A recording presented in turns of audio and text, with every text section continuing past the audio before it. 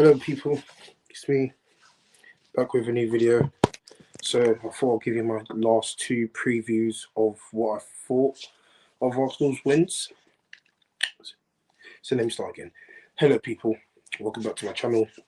This is going to be my review of the last two games that Arsenal had, which was against Port Vale last week Wednesday, and Newcastle, which we had on Sunday. So Arsenal had Port Vale in the third round of the Carabao Cup. The lineup came out. Don't get me wrong, it was expected.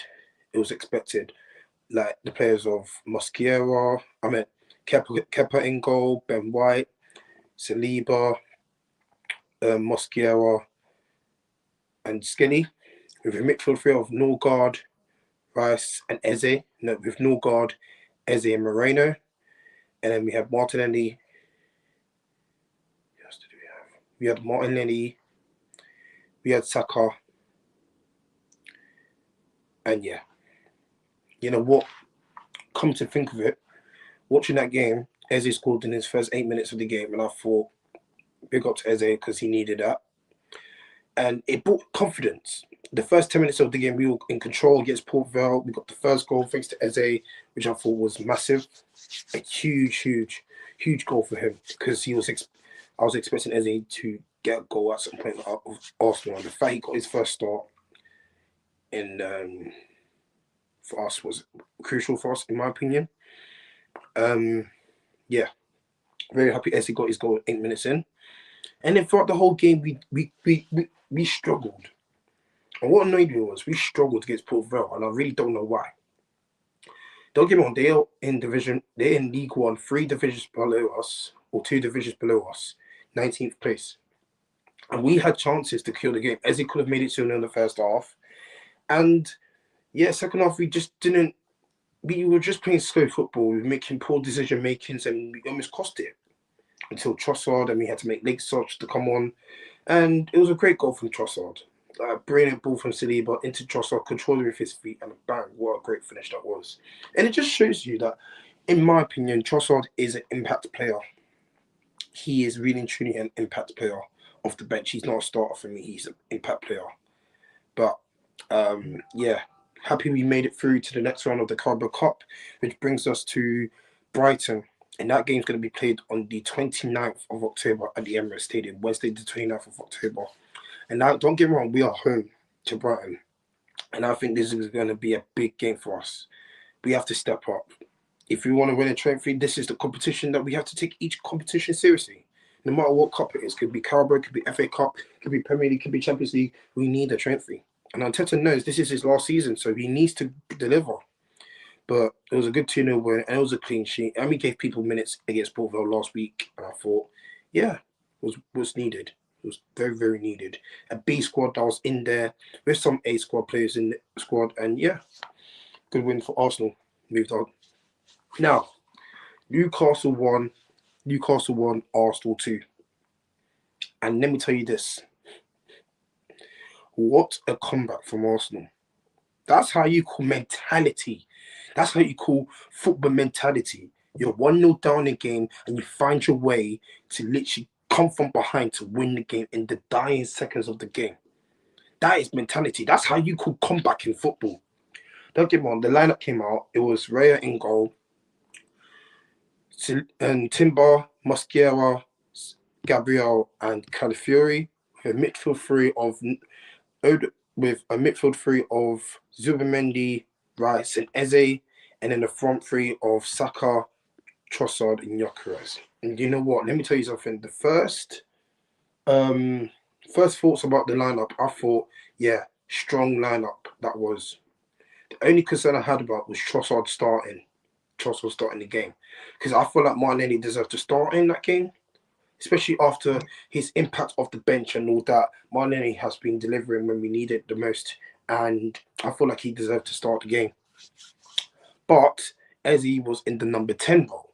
It was like we were playing 4-2-3-1 with the 2 DMs of Zubimendi and Rice. Eze as the 10, Saka as the right mid, Trossard as the left mid, and Gyökeres up top. And you know what? I was very proud about the lineup. I was really happy about the lineup. So looking back at the game against Newcastle, I thought good start. We started positive. Penalty incident. Now, looking back at it, it's a pen. All day long, it's a penalty. You can't tell me that, cool, Gyökeres gets to the ball first before Pope sticks his leg out. But looking at the replay, yeah, Gyökeres gets fouled because he knew he was going to beat Pope before the ball. He got the ball first, Gyökeres. And then Pope just sticked his leg on his knee up just to collide with him. If like I said, if Gyökeres didn't get fouled, he was in to score. But the fact the ball went to Saka and then the referee just blowed it when he denied us from a goal scoring opportunity, I thought, yeah, why not? He should have given us the penalty. It was a penalty all day long. No one can argue with that. It was a penalty all day long. And the fact the referee went to the VAR and to cancel it, I thought, yeah, that's just disappointing. Really, really disappointing. You can't, when you give a decision, make it clear that it is a penalty. Don't change it up in the last minute and all that. You get me? And then, yeah, we dominated the first half. Trossard hit the post. And then, I don't know what Mosquiel was doing, conceding that corner towards Newcastle's goal. Because it was just poor from us. Poor defending. And you let Waterman well, it looked like to me that he fouled Gabriel in that goal, in my opinion. But it was a great goal, great header from Waterman from a Tonali cross.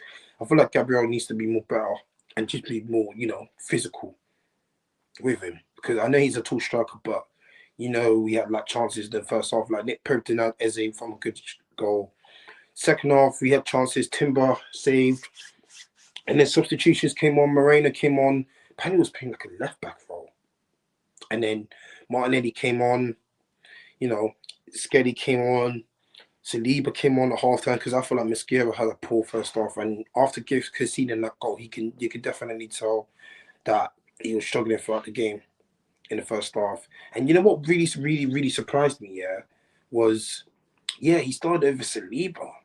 And I was really, really surprised because I thought Saliba was going to start this game. But Saliba had the full 90 against Port Vale, so it makes sense that Arteta wants to switch up the squad. And Mosquera has had a good couple of games for Arsenal. So I'm not surprised. I'm not really that surprised. But at the same time, it did kind of shook me off. Look,